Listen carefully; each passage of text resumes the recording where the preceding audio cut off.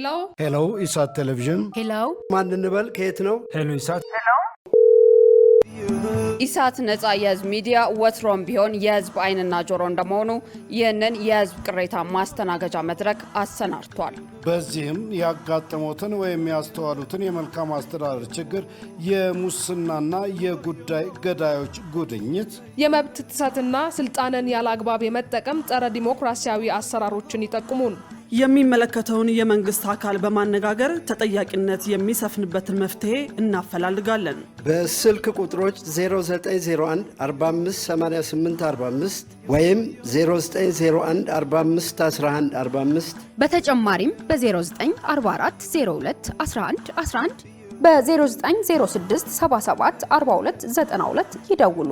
ልናስተናግደው ዝግጁ ነን። ኢሳት ነጻ የህዝብ ሚዲያ። አርእስተ ዜና። በጠቅላይ ሚኒስትሩ የተጀመረው የገጠር ኢኒሼቲቭ በአዳማ ከተማ አቅጣጫውን ስቷል ሲሉ አርሶ አደሮች ቅሬታ አቀረቡ።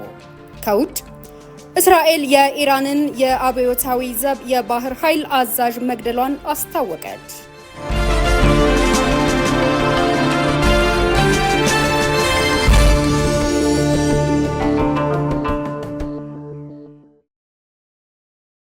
ሰላም ጤና ይስጥልን ተመልካቾቻችን፣ ከኢሳት ነጻ የህዝብ ሚዲያ የሰዓቱ ዜናዎች ተጀምረዋል። ከዘገባዎቹ ጋር እኔ ገነት ዘዘውና ለምልክት ቋንቋው ደግሞ ዳዊት ጎሳይ አብሮናል። አሁን ቀዳሚ ወዳደረግነው ዜና ተሻገርን። በህዳሴ ግድብ ፕሮጀክት የተቀሰመው ዕውቀት ሊሰራበት እንደሚገባ ተገለጸ። ኢትዮጵያ በውሃ ላይ ለምትሰራቸው ሜጋ ፕሮጀክቶች ሙሉ በሙሉ በራስ አቅም ለመገንባት ያስችላል የሚባል ደረጃ ላይ ባትሆንም የተቀሰመውን ዕውቀት ወደ ተቋማዊ አሰራር ለመቀየር እየሰራች እንደሆነ የህዳሴ ግድብ ፕሮጀክት ዋና ስራ አስኪያጅ ኢንጂነር ክፍሌ ሆሮ ገልጸዋል። መሳይ ገዛኝ ተጨማሪ አላት። ኢትዮጵያ ከሀገራት በተለያዩ መስኮች ዕውቀት ትቀስማለች። በተለይም እንደ ህዳሴ ግድብ ያሉ ትልልቅ ፕሮጀክቶች ደግሞ በርካቶች ተሳትፎ ስለሚያደርጉበት አዲስ ዕውቀት ይጠበቅበታል። የህዳሴ ግድብ የኤሌክትሮኒክስ፣ በመካኒካል፣ በዲዛይንና በምህንድስና ተፈላጊ የሚባል ዕውቀት እንዳስገኘ የህዳሴ ግድብ ፕሮጀክት ዋና ስራ አስኪያጅ ኢንጂነር ክፍሌ ሆሮ ገልጸዋል። ትልቁ ፕሮብሌም ብዙ ትላልቅ ፕሮጀክቶች በሀገራችን ተካሂደዋል። ብዙ ባለሙያዎችን አፍርተናል። ግን ይሄ ዕውቀት ተበትኖ ነው የሚቀረው። ተሰብስቦ አንድ ቦታ መኖር አለበት። ዕውቀቱ ኢንስቲትዩሽናላይዝድ መሆን አለበት። ምንድነው ቻይናዎች ያደረጉት ለዚህ ደረጃ ለመድረስ? የውጭ ኮንትራክተሮቹን አመጡ። ሀገር ውስጥ አብረ ስራ በሚል ጀመሩ። ከፊል እነሱ ከስር እያስተማሯቸው፣ ኃላፊነት እየተሰጣቸው ማኒፋክቸሪንግንም እየሰሩ ዕውቀቱን ወደ ራሳቸው እያስተላለፉ ነው ለዚህ ደረጃ የደረሰው። ሙሉ በሙሉ ይሄን መንገድ አልተከተልንም። ሀገሪቷን አቅም እንገነባለን በሃይድሮ ብዙ ሪሶርስ ስላለን በሚል እሳቤ ተነስቶ ሚስ ማኔጅድ ነው። እንዲያውም ስንት ፕሮጀክቶችን ሊገነባ የሚችል ገንዘብ ካሳ ከፍለን ሀገሪቷን አደጋ ላይ የጣለ አካሄድ ነበረ። በሀገሪቱ በቀጣይ ሊሰሩ ለታቀዱ ሜጋ ፕሮጀክቶች ልምድና ዕውቀት የቀሰሙ ባለሙያዎች አሉ ለማለት ይቻላል ወይ ስንል ኢንጂነር ክፍሌን ጠይቀናል። አሁን ባለው ይሄን ሁሉ ይሰራሉ ብዬ አፌ ሞልቼ መናገር አልችልም። የተበታተነ ዕውቀት አለ። ይሄ የተበታተነ ዕውቀት ተሰብስቦ ከዛ በኋላ በፕሮሲጀር ከውጭ ሀገር ዜጎች ጋር ቀጣይ ሜጋ ፕሮጀክቶችን ሲኖሩ ይሄን አሁን ሌሎች ሀገሮች የተከተሉትን አብሮ ዲዛይን በማድረግ መጨረሻ ላይ ራሳቸው ዲዛይን አድርገው መጀመሪያ ላይ እቃዎቹን ገዝተው ከዛ ግን አብሮ እንዴት እንደሚፈበረክ ለምደው ከዛ በኋላ ደግሞ ፈብርከው ከፊል ስራ ሰጥቶ እያለማመዱ ሙሉ ኃላፊነት እንዲወስዱ መደረግ አለበት። ይሄ ኢኒሼቲቭ አሁን ተጀምሯል፣ እየተሰራ ነው። ሆፕፉሊ ወደፊት ጥሩ ውጤት አግኝቶ እኛ ራሳችንን ችለን ወደ አፍሪካ የምንሸጋገርበትንም ሁኔታ እየተቀየሰ ነው ያለው። ኢትዮጵያ ከሌሎች ሀገራት ጋር የመስራት እድል ወይንም በትብብር እንድትሰራ የቀረበላት ጥያቄ ይኖራል በሚል ላነሳነው ጥያቄ ዋና ስራ አስኪያጁ የሚከተለውን ብለዋል። ኢትዮጵያ ብዙ ከአፍሪካ ደረጃ ብዙ ሃይድሮ ፕሮጀክቶችን የሰራች ሀገር ስለሆነች ምናልባት የሀገሪቷን ስም ሀገር መጥቀስ እንኳን ባስፈልግ ከመጀመሪያው በዲዛይን በማማከር በመረጣ እንዲሳተፉ ተደርጎ ትልቅ ሜጋ ፕሮጀክቶች ወደ 2000 ሜጋዋት የሚሆን ገንብተው ኮሚሽን እያደረጉ ያሉ ሀገሮች አሉ። በብዙ ሀገሮች በኤዥያ ውስጥም በአፍሪካ ውስጥም በአንዳንድ ላቲን አሜሪካ ውስጥም ኢትዮጵያውያን ባለሙያዎች እዚህ ዕውቀትን አግኝተው በኮንሰልታንሲ በኮንስትራክሽኑ በግንባታም እየሰሩ ያሉ አለ። በራስ አቅም ፕሮጀክቶችን ማጠናቀቅ ሌሎች የዘርፉ ባለሙያዎችን ከማብቃት ባለፈ ብክነትን ለመቆጣጠር ያስችላል ተብሏል። በሰባተኛው ጠቅላላ ሀገራዊ ምርጫ ጋዜጠኞች ምቹ ምህዳር ሊፈጠርላቸው ይገባል ተባለ። በተያያዘ በምርጫ ወቅት በሲቪክ ማህበራትና በመገናኛ ብዙሃን በኩል ስራቸውን በአግባቡ ያለመስራት ውስንነት መኖሩ ተገልጿል። ትዕግስት ተስፋዬ ተጨማሪ አላት።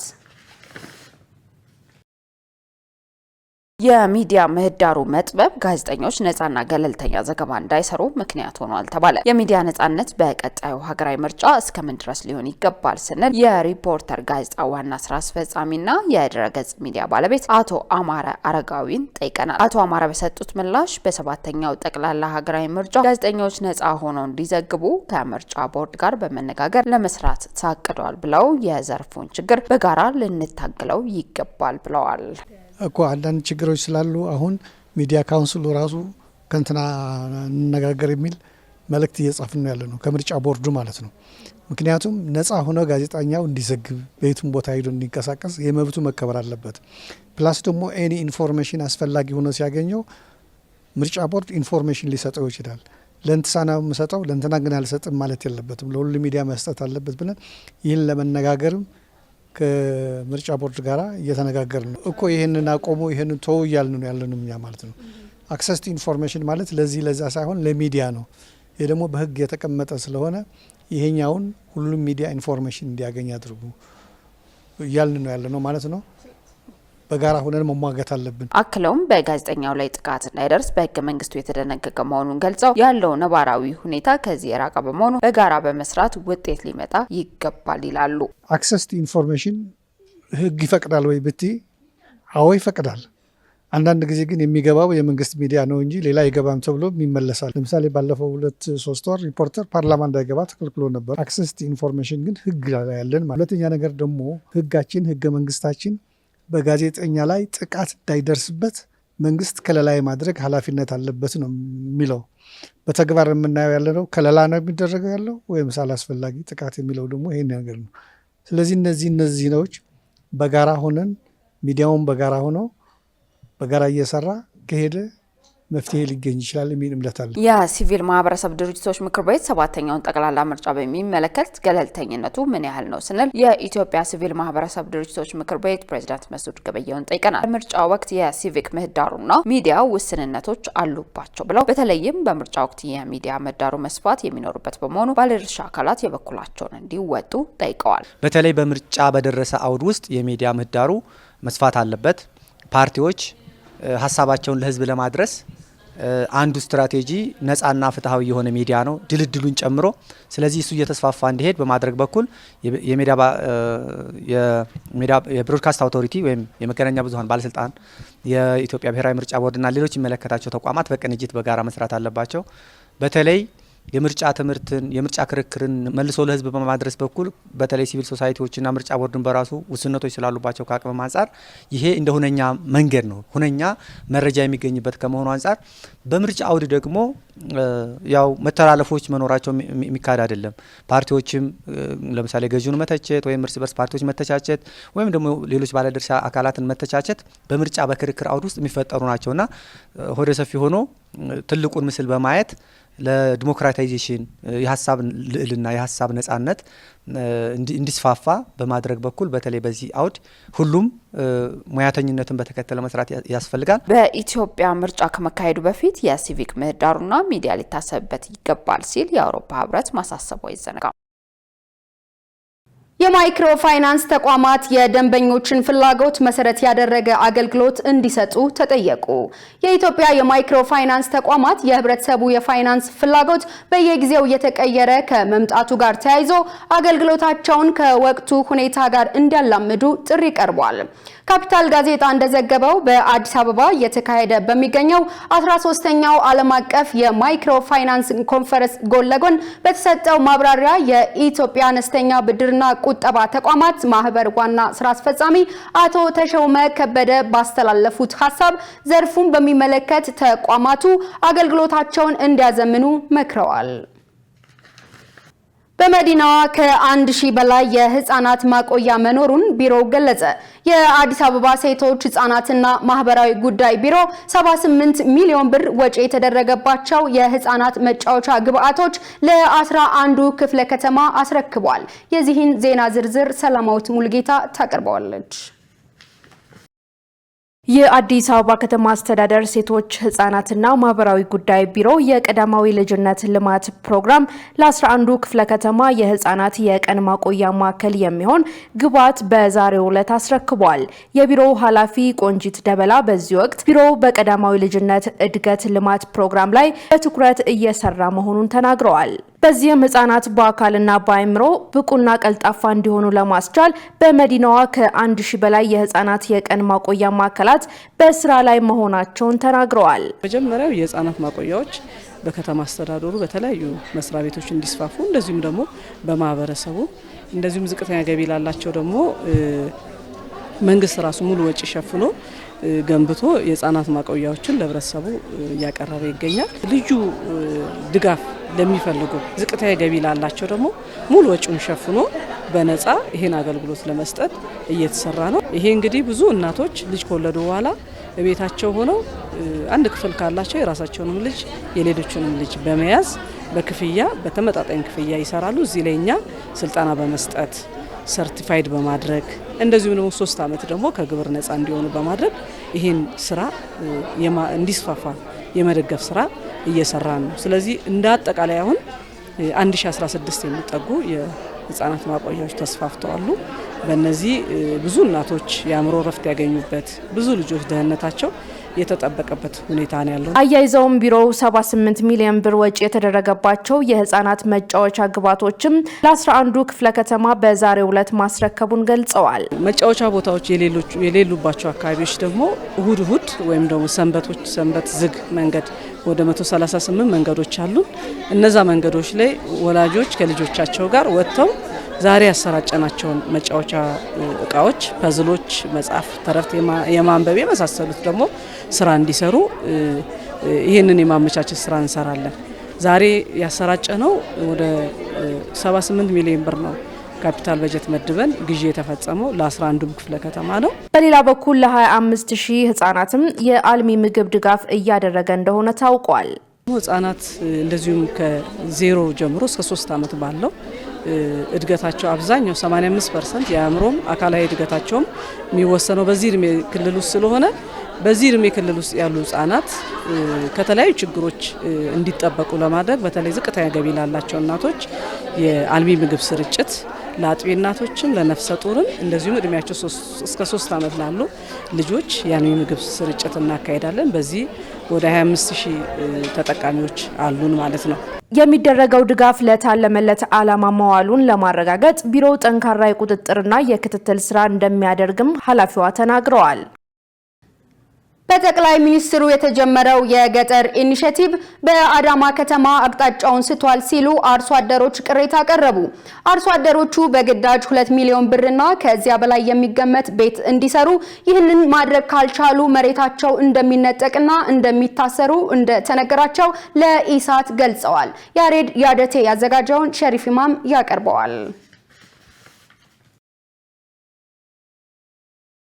በኦሮሚያ ክልል በአዳማ ከተማ ወንጂ ወረዳ ባቴ ገርማማ ቀበሌ ውስጥ የገጠር ኢኒሼቲቭ በሚል የተጀመረው የልማት ስራ አቅጣጫውን እየሳተ መሆኑን አርሶ አደሮች ለኢሳት ተናግረዋል።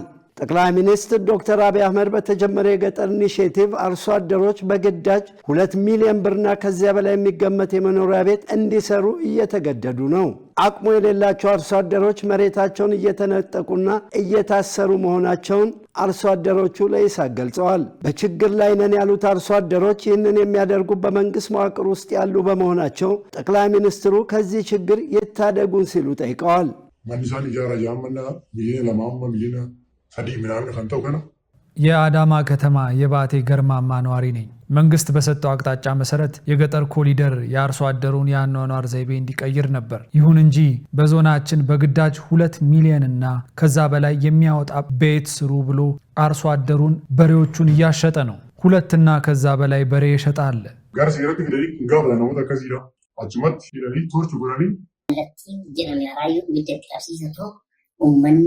እንዲያውም የተሰጡ አቅጣጫ እሳት ለኩሱባቸውና ቤታቸውን አቃጥሉ፣ ያኔ አፍርሰው ይሰራሉ። ይህንን እያደረጉ ያሉ ግለሰቦች ለራሳቸው ጥቅም የአርሶ አደሩን ቤት ለመዝረፍ በመንግስት መዋቅር ውስጥ ቁጭ ብለው መንግስትን ለመናድ የሚሰሩ ናቸው። በቀን ከ20 እስከ 30 ሰው እየታሰሩ ቶርች ይደረጋሉ። አቅሙ የሌለውና ቤት መገንባት ያልቻለው መሬቱ እየተነጠቀ ነው። መስራት ለሚችል ሰው ብቻ ይሰጥ እያሉ ያሉት የከተማው አስተዳደር ከንቲባ አቶ ኃይሉ ጀልዴ ናቸው።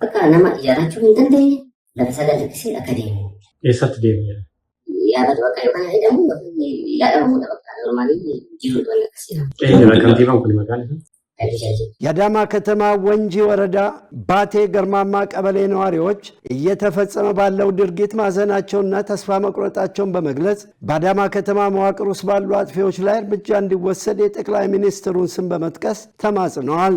ሞቱማን ደገው ጫሳ መጋዳ አዳማ ረጁ ጫሳ ሀቱ ጫሳ ይሰኩሱፍ ደማ ጅሩካን በርካታ ከኑፍረት የመንግስት አካል መፍትሄ መስጠት የሚችል እንዲሁም ክቡር ጠቅላይ ሚኒስትር ዶክተር አብይ አህመድ እንዴት በደማችንና በአጥንታችን የመሰረት ነው መንግስት ውስጥ ቁጭ ያሉ ሌቦች እያሰቃዩን እንደሆነ በቦታው ወርደው ችግራችንን ይፍቱልን። ጠቅላይ ሚኒስትራችን በአዳማ ከተማ ያለው የሌባ መዋቅር እርሱን ለመጣል እየሰሩ በመሆኑ እርምጃ መወሰድ አለበት። እኛ በበኩላችን ተስፋ ቆርጠናል። አላማቸው ጫካ እንድንገባ ነው። እኛ ግን መቼም አናደርገው። ሂዱ፣ ግቡ፣ የለመዳችሁት ነው ጫካ መግባት ብለው እያሸማቀቁን ነው። ሞቱማ ከና ንሱ ዲከት ዲገኑቲ ደበ ሶፊ አብዲ ረቀምና ሞቱማ ከና ገርጋራ ጅ መዳበራ አፊ መዳበራ ሰጂ ወለቀ ከስመስ ማዋ መዳበራ ይያልጫል ማነ ሚሊየን ሰሪ ያራቹ እንደንደኝ አሁን ሞቱማ ከኛ ሞቱማ ጅጅራና አከሰከሬ ነው መንግስት የሰጠው አቅጣጫ ሙሉ በሙሉ ወደ አዳማ ከተማ ሲወርድ ተሽሯል። 5 ኩንታል ምርት የሚያገኝን አርሶ አደር እንዴት ከ2 እስከ 3 ሚሊዮን ብር የሚገመቱ ቤት ስራ ተብሎ ይሰቃያል። በመሆኑም መንግስታችን የለውጥ መንግስት ድምጾችን ሰምቶ እልባት እንዲሰጠን እንጠይቃለን። ቅሬታ አቅራቢዎቹ አክለውም በመንግስት መዋቅር ውስጥ ያሉ እነዚህ አጥፊዎች አርሶ አደሩን ከማፈናቀል ባለፈ የመንግስትን መልካም ተግባራትና ገጽታ እያበላሹ መሆናቸውንም ተናግረዋል።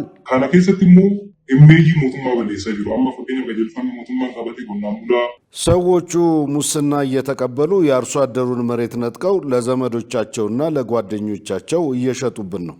ይህ ደግሞ እየሆነ ያለው በቀበሌው አመራሮች፣ የወረዳው አመራር፣ የፖለቲካ አደረጃጀት ኃላፊ አፈ ጉባኤው ከከንቲባው አቶ ኃይሉ ጀልዴ ጋር በመነጋገር ነው። ይህ ድርጊታቸው እኛ መንግስትን ጠልተን ወደ ጫካ እንድንገባ የመንግስትን ስም የማጠልሸት አገርን ለማፍረስ እየሰሩ ያሉ የመንግስት መዋቅር ውስጥ የተሰገሰጉ ሌቦች ስለሆኑ መንግስት በአፋጣኝ ይድረስልን።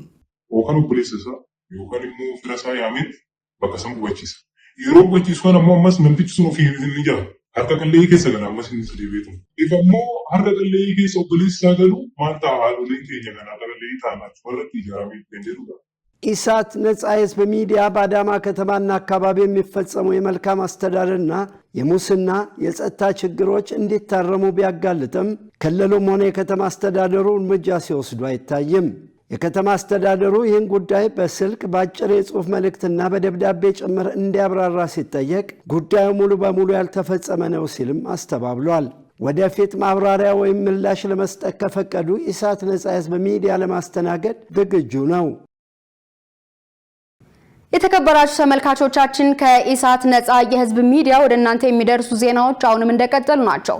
አሁን ደግሞ የቢዝነስና የኢኮኖሚ መረጃዎችን የምንከታተልበት ሰዓት ላይ ደርሰናል። የቢዝነስ መረጃዎችን የምታቀርብልን መሰረት ባዩናት በቀጥታ ወደ መረጃዎቹ።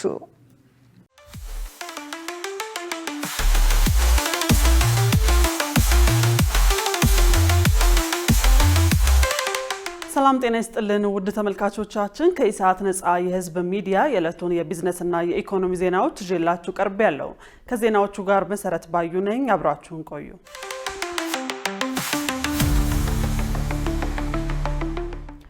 ኢትዮጵያ ተወዳዳሪ የኢንቨስትመንት ዘርፍ እየገነባች መሆኑ ተገለጸ። አራተኛው በኢትዮጵያ ኢንቨስት ያድርጉ ከፍተኛ የቢዝነስ ፎረም የመክፈቻ መርሃ ግብር ለቢዝነስ ስራ ዝግጁ የሆነች ኢትዮጵያ በሚል መሪ ሀሳብ እየተካሄደ ይገኛል። ምክትል ጠቅላይ ሚኒስትር ተመስገን ጥሩነህ በዚህ ወቅት እንዳሉት ባለፉት ዓመታት የተተገበረው የሪፎርም ስራ ተጨባጭ ውጤት አምጥቷል። ኢትዮጵያ በሀገር በቀል የኢኮኖሚ ሪፎርም እየተመራች ተወዳዳሪ ተገማችና ምቹ የኢንቨስትመንት ዘርፍ እየገነባች ነው ብለዋል። የኢኮኖሚው ሪፎርም አካል የሆኑት የተለያዩ የኢንቨስትመንት ዘርፎችን ለውድድር ክፍት ማድረግ እና በገበያ የሚመራ የውጭ ምንዛሬ መተግበር በኢትዮጵያ ያለውን የኢንቨስትመንት ከባቢ ምቹ እያደረገው እንደሚገኝ ገልጸዋል። በኢትዮጵያ ያለው የኢንቨስትመንት ከባቢ ኢንቨስት ማድረግ ለሚፈልጉ አካላት በተሟላ መልኩ ምቹ መሆን እንዳለበት ገልጸዋል። የኢትዮጵያውያን የኑሮ ሁኔታ ትርጉም ባለው መልኩ ማሻሻል እስካልተቻለ ድረስ በተገኙ ስኬቶች መዘናጋት እንደማይገባ አብራርተዋል። ለሁለት ቀናት በሚካሄደው ፎረሙ ከፍተኛ የመንግስት ስራ ኃላፊዎችና የተለያዩ ሀገራት ተወካዮች ተገኝተዋል። ኢትዮጵያ በቡድን 20 የብድር ማዕቀፍ ከሳውዲ አረቢያ ጋር በብድር ሽግሽግ ዙሪያ ተወያየች። የገንዘብ ሚኒስትሩ አቶ አህመድ ሽዴ የሳውዲ የልማት ፈንድ ዋና ስራ አስፈጻሚ ከሆኑት ሱልጣን ቢን አብዱራህማን አል ማርሻድ ጋር በትናንትናው ዕለት ተወያይተዋል። ውይይቱ በጋራ ማዕቀፍ መሰረት የሁለትዮሽ የብድር ሽግሽግ ስምምነትን ለማጠናቀቅ የሚያስችሉ ጉዳዮች ላይ ያተኮረ እንደሆነ ተገልጿል። ሁለቱ ወገኖች በሳውዲ የልማት ፈንድ እየተደገፉ ያሉ ነባር ፕሮጀክቶችን አፈጻጸም ከመገምገም ባለፈ ኢትዮጵያ ለመገንባት ላቀደችው ግዙፍ የአውሮፕላን ማረፊያ ፕሮጀክት የገንዘብ ድጋፍ የሚገኝባቸውን አማራጮች ተመልክተዋል። ውይይቱ ኢትዮጵያ በቅርቡ በተመሳሳይ የብድር ማሻሻያ ማዕቀፍ ከሌሎች አበዳሪ ሀገራት ጋር ስታደርጋቸው የቆያቸውን ስምምነቶች አካል መሆኑን ከገንዘብ ሚኒስቴር ያገኘነው መረጃ ያመለክታል። የኢትዮጵያ ወርቃማ የቪዛ አገልግሎት ለዓለም አቀፍ አልሚዎች የኢንቨስትመንት ዋስትናን የሚያጎናጽፍ የአሰራር ስርዓት መሆኑ ተገለጸ። የኢሚግሬሽንና ዜግነት አገልግሎት ምክትል ዋና ዳይሬክተር ኢንጂነር ጎሳ ደምሴ በቅድመ ሪፎርም ወቅት የፓስፖርት አገልግሎት ከ270 ሺህ ያልበለጠ እንደነበር አስታውሰዋል። በአሁኑ ወቅትም የፓስፖርት ጉዞና የይለፍ ሰነድ አገልግሎት አሰጣጥ ጥራትና ቅልጥፍናን የሚያሳልጥ ስኬታማ የሪፎርም እርምጃ መውሰዱን ገልጸዋል። በተያዘው በጀት ዓመት እስከ 4 ሚሊዮን የሚደርስ የፓስፖርት አገልግሎት መስጠት የሚያስችል አቅም በመገንባት እየተሰራበት መሆኑን ተናግረዋል። በቪዛ አገልግሎቶችም ምልልስን በማስቀረት በአጭር ጊዜ ውስጥ ፈጣንና ቀልጣፋ አገልግሎት መስጠት የሚያስችል ሁኔታ እንደተፈጠረ አስረድተዋል። የቪዛ አገልግሎቱ አቅም ያላቸው ዓለም አቀፍ አልሚዎች ወደ ኢትዮጵያ በመሳብ ለ10 ዓመታት ያህል በነፃነት መኖር የሚያስችላቸውን የኢንቨስትመንት ዋስትና እንደሚያጎናጽፍ መግለጻቸውን የዘገበው ኢዜአ ነው። ኢትዮጵያና ኔዘርላንድ የ100 ዓመታት የንግድ ግንኙነታቸውን ሊያከብሩ መሆኑ ተገለጸ። በኢትዮጵያና በኔዘርላንድ መካከል የተጀመረው የ100 ዓመታት የንግድ ግንኙነት ዘንድሮ እንደሚከበር በኢትዮጵያ የኔዘርላንድ አምባሳደር ክርስቲን ፒረን ገልጸዋል። አምባሳደር ክርስቲን ፒረን ለኢትዮጵያን ፕሬስ ድርጅት እንደተናገሩት ይህ ታሪካዊ ምዕራፍ ለበለጠ ትብብር መንገድ ከመክፈትም ባለፈ በሁለቱ ሀገራት መካከል ለሚከናወኑ የጋራ ግቦች አዲስ ምዕራፍ የሚከፍት ነው። የንግድና የቢዝነስ ትስስሩ የሁለቱ ሀገራት የሁለትዮሽ ግንኙነት ማዕከል ሆኖ መቆየቱንም አምባሳደሯ ጠቁመዋል። ኔዘርላንድስ በውሃ አስተዳደር፣ በጤና እንዲሁም በምግብና በስርዓተ ምግብ ዋስትና ላይ ከኢትዮጵያ ጋር በጋራ እንደምትሰራ የጠቀሱት አምባሳደሯ በተለይም የተቀናጀ የውሃ ሀብት አስተዳደርን፣ የምግብ ምርትንና የጤናን አገልግሎት ልምድና ተሞክሮችን ለማካፈል ቁርጠኛ መሆናቸውን ገልጸዋል። ውድ ተመልካቾቻችን አሁን ደግሞ በዕለት በተመረጡ ባንኮች ያለውን የውጭ ምንዛሬ ዋጋና የብሔራዊ ባንክ የወርቅ ግብይት መረጃ ተከታትለን እንመለስ።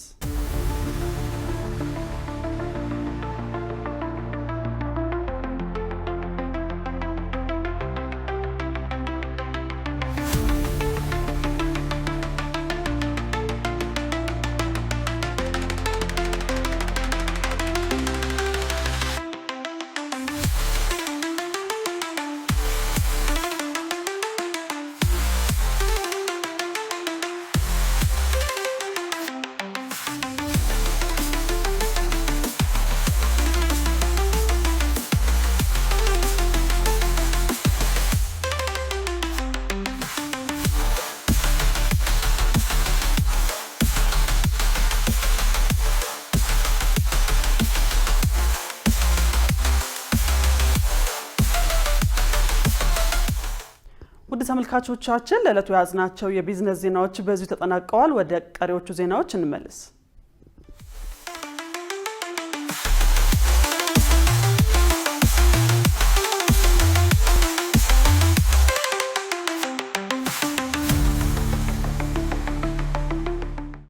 የተከበራችሁ ተመልካቾቻችን ከልብ ስለምትከታተሉን እናመሰግናለን። አሁን ወደ ውጭ ዜና ተሻገርን። እስራኤል የኢራንን የአብዮታዊ ዘብ የባህር ኃይል አዛዥ መግደሏን አስታወቀች። ይህ በእንዲህ እንዳለ በአሜሪካና በኢራን መካከል አሁንም ቀጥተኛ ያልሆነ ንግግር እየተካሄደ መሆኑን የፓኪስታን ዲፕሎማት ገልጸዋል። ሸሪፍ ኢማም ተጨማሪ አለው። እስራኤል ሐሙስ ዕለት እንዳለችው የኢራን አብዮታዊ ዘብ የባህር ኃይል አዛዥ የሆኑት ኮሞዶር አልሪዛ ታንግሬሲን መግደሏን አስታውቃለች። የእስራኤል የመከላከያ ሚኒስትር እስራኤል ካትዝ እንዳሉት ታንግሳሪ ከሌሎች ከፍተኛ የባህር ኃይል ሹማምንት ጋር የተገደሉት ምሽት ላይ በተካሄደ ጥቃት ነው። ካትዝ እንዳሉት ታንክ ስሪ በሆርሙዝ ሰርጥ መርከቦች እንዳይተላለፉ የተደረገውን ስራ ለመቀልበስ የተካሄደውን ኦፕሬሽን በማክሸፍ ተጠያቂ ናቸው ብለዋል። አሁን ላይ የተካሄደው ጥቃት ግልጽ የሆነ መልእክት የሚያስተላልፍ ይመስለኛል። በከፍተኛ ደረጃ ያሉ የኢራን የጦር መኮንኖች የእስራኤል ጦር እያደነ እንደሚገላቸው ብለዋል። ኢራን ወዲያውኑ የታንክ ስሪን ግድያ እውቅና አልሰጠችውም። ይህ በእንዲህ እንዳለ የግልፍ የትብብር ካውንስል ዋና ጸሐፊ ሐሙስ ዕለት እንዳሉት ኢራን መርከቦች በሆርሙዝ ሰርጥ በሰላም እንዲያልፉ ክፍያ እየጠየቀች ነው ብለዋል። ዋና ጸሐፊው ጃሲም መሐመድ አልቡዳዊ መርከቦች በሰርጡ በሰላም እንዲያልፉ ክፍያ መጠየቋን ያወገዙ የመጀመሪያው ከፍተኛ ባለስልጣን ተደርገውም ተወስደዋል። የሆርሙዝ ሰርጥ የዓለም 1/5 የተፈጥሮ ጋዝና ነዳጅ የሚተላለፍበት ነው። አልቡሳድ የሚመሩት የገልፍ የትብብር ካውንስል 6 የባህረ ሰላጤውን አረብ ሀገራት ያቀፈ ነው። ባህሬን፣ ኩዌት፣ ኦማን፣ ኳታር፣ ሳውዲ አረቢያና የተባበሩት አረብ ኤምሬትስ። የፈረንሳይ የጦር ኃይሎች ኤታማዦር ሹም ከ20 አጋር ሀገራት የተውጣጡ አባላትን ሐሙስ ዕለት ሰብስበዋል። የስብሰባው ምክንያት የኢራን ጦርነት ካበቃ በኋላ በሆርሙዝ ሰርጥ መርከቦች ደህንነታቸው በተጠበቀ ሁኔታ እንዴት መተላለፍ ይቻላቸዋል የሚለውን ለመምከር እንደሆነ አንድ በቅዱ ተሳታፊ የሆኑ ባለስልጣን ተናግረዋል።